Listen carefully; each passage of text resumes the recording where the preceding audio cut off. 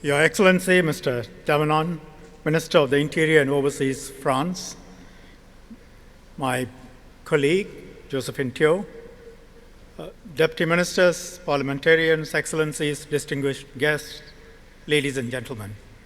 Welcome to this Milipol Asia-Pacific TechX Summit, the very first edition. It's being organized by our TechX and our French partner, Civipol. Now, I will speak with you a little bit about TechX and this event, but let me first sketch out what's the context in which this event is being held. If you look at Southeast Asia and the economic conditions now and projecting over the next 5 years, leave out China, which is already the second largest economy in the world, India to the west, which is in a few years will be the third largest economy in the world. Between those two, and of course Japan, now third largest economy in the world, but soon in a few years will be the fourth. Just take the 10 countries of ASEAN. If you take the GDPs of these 10 countries, ASEAN is now probably the fourth, or certainly no lower than the fifth largest economy in the world at $4 trillion, slightly more. And you have Australia, which is a G20 country, which maybe slightly under $2 trillion GDP. So you look at ASEAN and Australia as one large area. This is going to grow economically, growing at about 5% conservatively. What this means is over the next 5 to 7 years, economic opportunities would explode. There will be a lot more infrastructure. There is travel that's going to really skyrocket, even more than what's happening now. And all of this would be very good for this region, but at the same time, it does mean more problems for our kind of agencies, for the Ministries of Home Affairs, Ministries of Interior, Border Police, because we'll be expected to do much more with the same amount of resources, or maybe marginally increased resources. How are we going to do it? I just give you a snapshot in what they call revenge travel. The long weekend which just passed, we had 500,000 people trying to cross from Singapore into Malaysia in the causeway. 500,000 people within a period of X number of hours, and everyone expects to cross within a matter of minutes.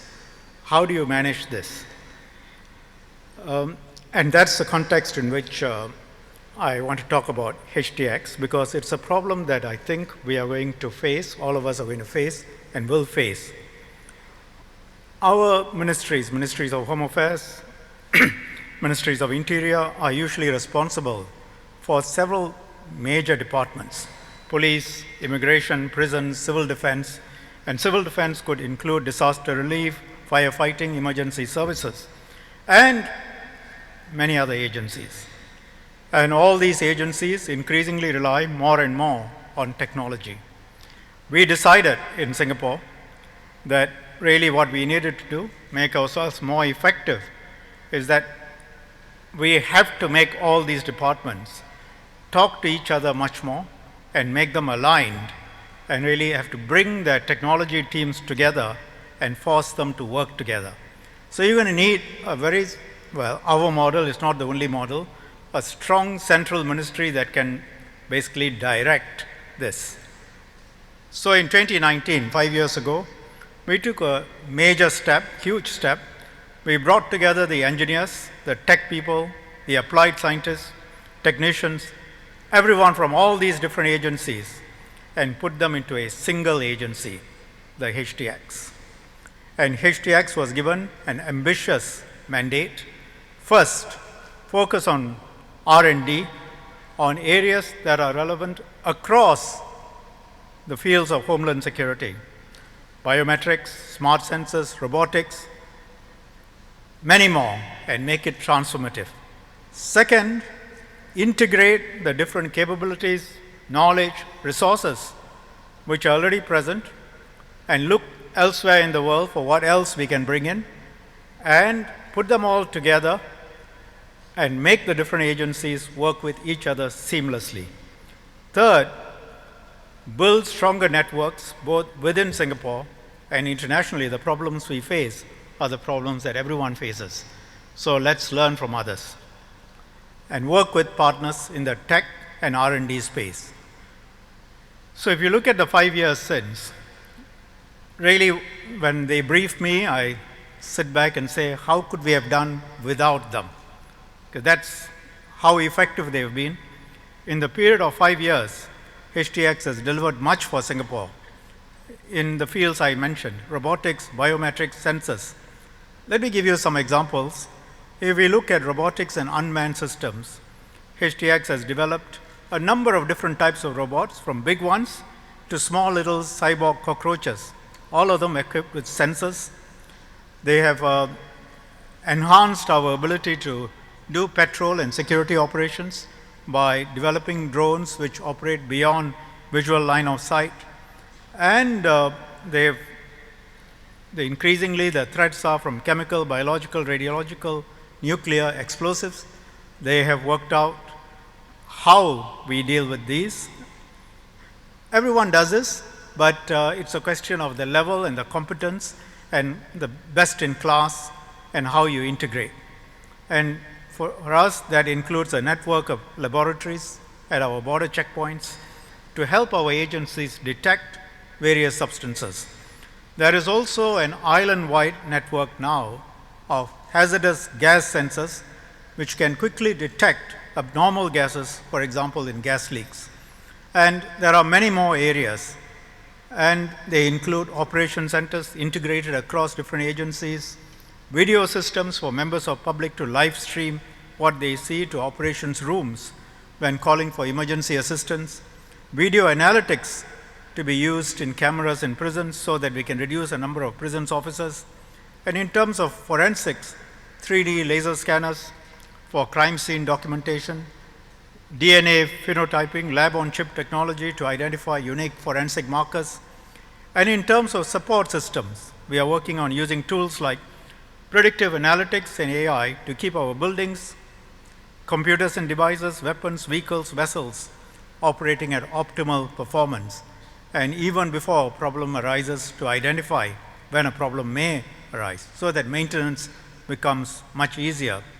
In this context, let me say something about AI. AI is a challenge all of us are grappling with. It's changing the way we work and play. If you look at our homeland security, we use AI to help fight crimes. Last year, US Customs and Border Protection detected an attempt to smuggle 75 kilograms of narcotics from Mexico into California. It was done with AI to identify suspicious patterns in the car's history of crossing the border. And in Singapore, we are trying to do the same. Video analytics in our network of police cameras. By 2030, there will be more than 200,000 of them across the island to deter, detect, solve crimes faster. We also use AI to secure our borders, provide better services, and our Immigration and Checkpoints Authority uses AI in their multimodal biometric scanning technology to check a traveler's biometrics with our automated border control system. From the second half of this year, all foreign visitors, non-Singaporeans, we are hoping they will be able to use automated lanes for immigration clearance at our air, land, and sea checkpoints. So even a foreign traveler doesn't have to register beforehand, and they will be able to leave Singapore, walk through without presenting their passports. If we achieve that, we'll be the first in the world to have done it. By 2026, we plan to have enough automated lanes to clear 95% of all our travelers. We are not doing it alone. We work with foreign companies. For example, I told the Minister that in this area, we are working closely with French companies who have helped us a lot.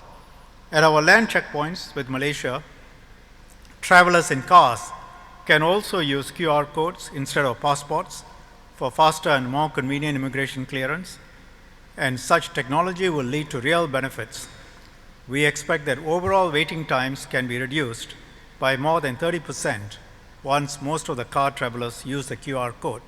The land checkpoint between Malaysia and Singapore is one of the busiest in the world, and we are hoping to cut the clearance time to a matter of seconds. I'm sharing all of this in the hope that we can work together in technology development with everyone, because the borderless nature of tech-enabled crimes requires solutions that go beyond borders. The way we have integrated is one model. It may work for a smaller country, but others will find their own solutions. But some such solution is going to be necessary, I think, for most countries in this region. In fact, everywhere around the world, but I'm focused on this region. And avenues like MAP TXS, these sorts of fora, great way of bringing together different stakeholders in science and technology and homeland security sector to share experiences and best practices. For decades, the French Ministry of Interior has shown far-sightedness in organizing the Milipol network of events, which brings together the global law enforcement communities to collaborate on technology for homeland security. It's a good, in fact, great step forward that TechX and Civipol are jointly organizing this event. I'm glad that Minister Damanan is able to join us today. France has been a very valuable and supportive partner, together with our other partners in this region.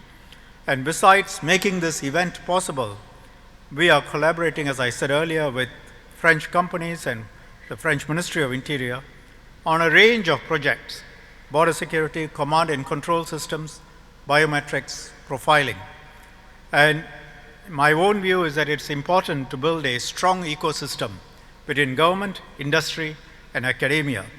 These partnerships create opportunities for us to tap on each other's expertise and sharpen our capabilities to be at the forefront of innovation. Over the next 3 days of MAP TXS, HTX will also be formalizing agreements, instruments for collaboration with 9 different partners from government, industry, and academia. The very strong turnout today, more than 1,800 attendees from over 29 countries, demonstrates, I think, a clear desire for the homeland security community to work together. I look forward to seeing more collaborations and partnerships that will allow all of us, not just Singapore with others, but between amongst you, to exponentially impact in a positive way the safety and security of this region. Thank you very much.